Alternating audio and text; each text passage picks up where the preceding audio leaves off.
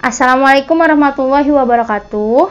Kembali lagi dengan saya, Ustazah Maharani di pembelajaran Pendidikan Pancasila dan Keluarga Kenegaraan. Sebelum kita memulai pembelajaran, ada baiknya kita mengucapkan Bismillahirrohmanirrohim. Semoga pembelajaran hari ini mendatangkan manfaat bagi kalian. Selamat belajar. Nah, hari ini kita akan membahas tentang permasalahan keberagaman dalam masyarakat Indonesia. 1. Bentuk keberagaman masyarakat Indonesia. Kekayaan bangsa Indonesia akan keberagaman merupakan suatu hal yang harus dijadikan sebagai dorongan bagi masyarakat untuk mengenal dan memahami setiap keberagaman yang ada di masyarakat Indonesia, agar keberagaman yang dimiliki menjadi sebuah kekuatan sehingga bangsa Indonesia dapat lebih maju dan lebih bermartabat. Keberagaman masyarakat Indonesia meliputi suku, bangsa, agama, budaya, adat istiadat, bahasa daerah, pandangan politik, dan golongan. A. Suku bangsa. Suku bangsa yang tersebar di Indonesia merupakan warisan sejarah bangsa. Persebaran suku bangsa dipengaruhi oleh faktor geografis, perdagangan laut, kedatangan para penjajah di Indonesia. Persebaran yang luas menjadikan suku bangsa Indonesia memiliki ciri dan karakter tersendiri yang berbeda antara satu suku bangsa dengan yang lainnya.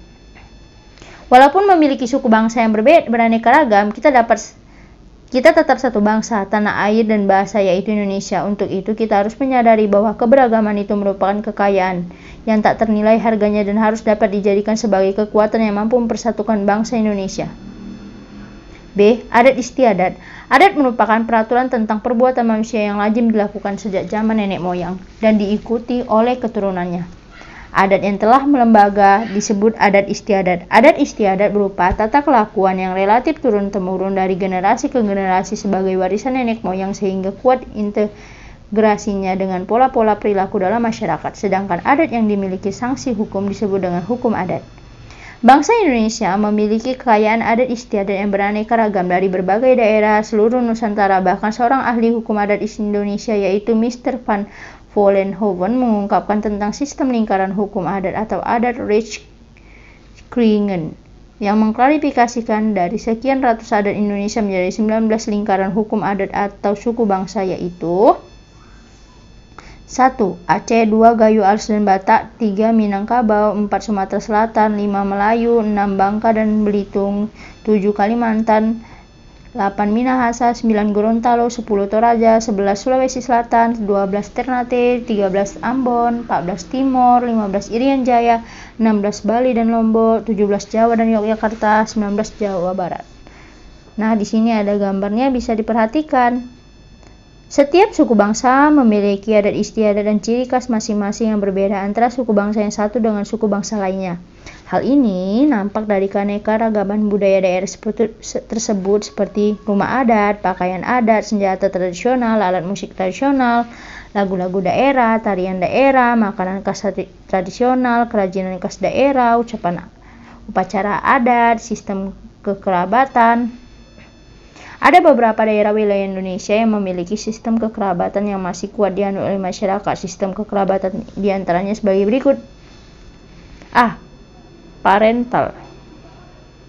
Sistem kekerabatan parental menarik garis keturunan dari kedua belah pihak, ayah dan ibu. Kedudukan laki-laki dan perempuan sama, misalnya di daerah Aceh dan Jawa Barat.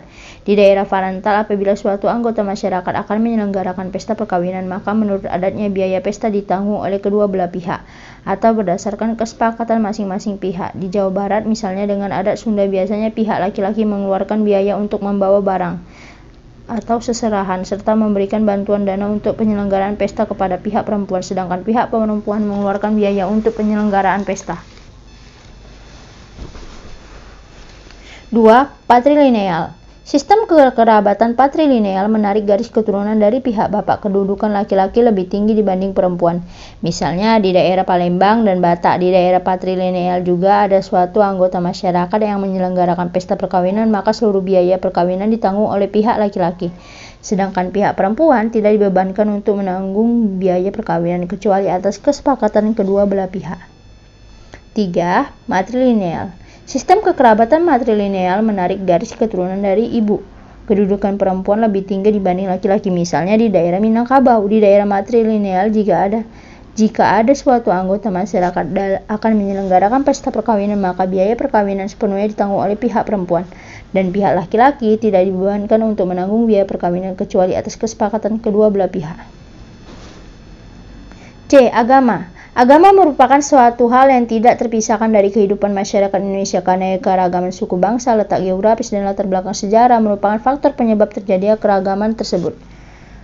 Pemerintah menetapkan agama Islam, Kristen, Katolik, Hindu, Buddha, dan Konghucu sebagai agama resmi penduduk Indonesia. 2. Pengaruh keberagaman masyarakat Indonesia. Keberagaman masyarakat Indonesia menjadi suatu kekuatan bagi tumbuhnya persatuan dan kesatuan bangsa Indonesia. Dalam kehidupan masyarakat kita, keberagaman ini belum sepenuhnya menjadi sebuah kekuatan, tetapi menjadi pemicu terjadinya perselisihan dalam masyarakat. Dampak positif yang ditimbulkan dari keberagaman masyarakat Indonesia diantaranya: A. Terciptanya integritas nasional. B. Menjadi sarana untuk memajukan pergaulan antar suku, agama, budaya, dan golongan.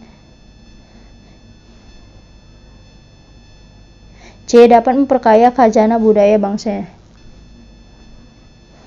Di samping itu dapat dampak negatif yang ditimbulkan dari keberagaman masyarakat Indonesia diantaranya: A. Terjadinya konflik dalam masyarakat. B. Munculnya sikap primordialisme yang pandangan berpegangan teguh pada hal-hal yang dibawa sejak kecil, baik mengenai tradisi, adat istiadat, kepercayaan, maupun segala sesuatu yang ada di lingkungan pertamanya. C. Munculnya sikap etnosentrisme, yaitu suatu pandangan yang menganggap bahwa suku bangsanya sendiri lebih unggul dibanding suku lainnya. D. Fanatisme yang berlebihan, yaitu paham berpegang teguh secara berlebihan terhadap keyakinan sendiri sehingga menganggap salah terhadap keyakinan yang lainnya. Nah, dari penjelasan tadi, di sini Ustazah memberikan tugas kepada kalian. Berikan pendapat kalian bagaimana cara agar keberagaman suku, agama, dan budaya tidak menjadi pemicu konflik dalam masyarakat, seperti konflik antar suku atau konflik agama. Berikan contohnya. Inilah pembelajaran kita hari ini. Semoga bermanfaat buat kalian ya. Assalamualaikum warahmatullahi wabarakatuh.